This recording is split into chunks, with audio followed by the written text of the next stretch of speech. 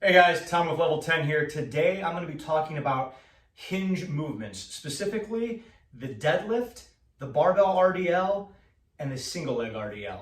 So let's get to it. The first lift I want to educate you on is the deadlift, which is a hip hinge. The only difference between the deadlift and the RDL is there's more of a knee bend. So when I approach the bar, you can see the plate might be blocking your view. The bar should be over my shoelaces. This way I can get into position nice and easy. So that's my first thing I want to do when I approach the bar. Now, the next thing I want to do is I'm going to reach down. We'll just go with an overhand grip, and I'm going to grab the bar, okay? Now, when I grab the bar, I want to make sure I'm outside of my knees, but I'm not super far out into a snatch grip or anything like that. I want to be right kind of just outside the edge of the knurling. So I'm here. Now I want to get my chest and back into position. So I engage the bar. What engage the bar means is I'm pulling or putting tension through the bar without actually picking the bar up. So what that looks like is this. So I'm here, shoulders back, back flat, rigid, tension on the bar doesn't actually come off the ground. Now my chest is kind of facing forward and down a little bit. You'll notice I'm not like this into like almost a squat position. That's an unnatural feel for me. Some people, depending on their build, it might be a little more natural for them, but for most people, you should kind of be in this chest forward down position. So we're here, chest forward and down, I engage, and then everything comes off the ground at the same time. So what that looks like is this. Back, here, up, and then I hinge to go back down, hinge, down. My knees bend a little bit, right? Enough to get me back to the ground. So that is what a deadlift for most people should look like. We can get into sumo, all the variations at different time. I'm just covering the base movement here. So remember, just to refresh, bar over the shoelaces, grab the bar just outside my knees, engage, lift as one unit, back down as one unit, okay? So that is your barbell deadlift.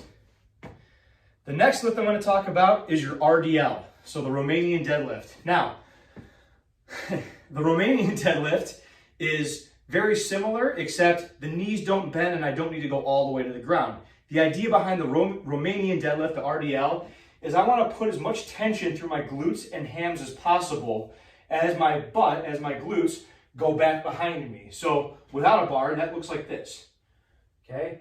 So I'm here. Now you'll see a slight knee bend, right? My legs are not stiff and hyperextended. There is some knee bend here. So what that looks like is I'll deadlift the barbell up.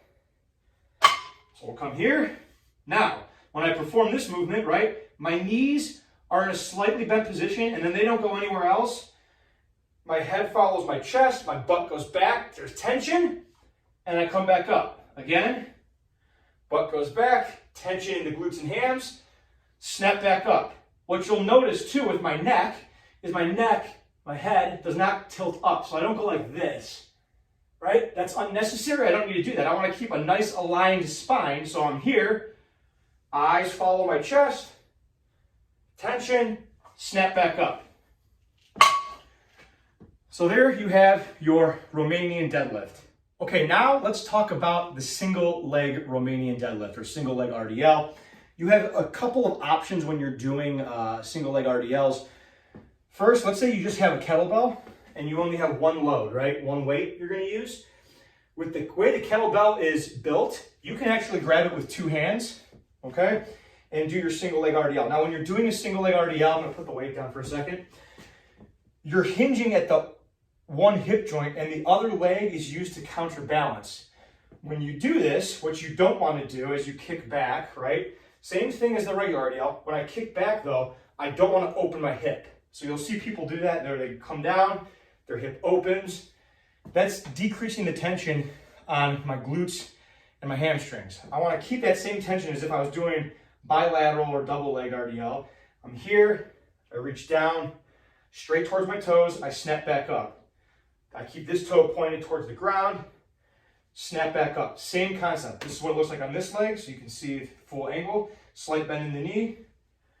We're here, snap back up. Eyes and chest stay aligned. So as my chest falls towards the ground, my eyes follow it. I'm not kinking my neck. and I'm snapping back up. So with the kettlebell, I can grab it with 2 hands and do reps like this. Okay, that feels pretty natural. Most people find that very comfortable. Let's say you don't have kettlebells. Let's say you just have dumbbells. You have some options. Some people will do 1 dumbbell, okay, and they'll hold it in the opposite hand of the leg they're performing the RDL for a counterbalance. So if I'm on my left, I hold it in the right, I come down, I snap back up. I come down, I snap back up, all right? Still pushing that hip back. If you get strong enough at it, right, holding 1 dumbbell might not be as beneficial. You'd rather just hold 2. And the good news is, if I hold 2 dumbbells, I can hold more load and get more out of it. So I'll do my right leg this time.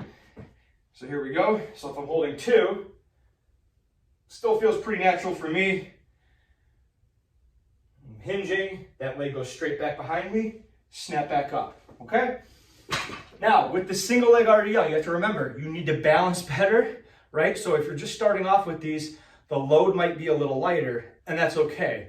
As you balance, as you make the neural adaptations early on of learning a new movement, you're going to get that movement pattern down, and then you can start loading more and more and more. So you have options when doing the single leg RDL with how you want to load it, how you want to approach it.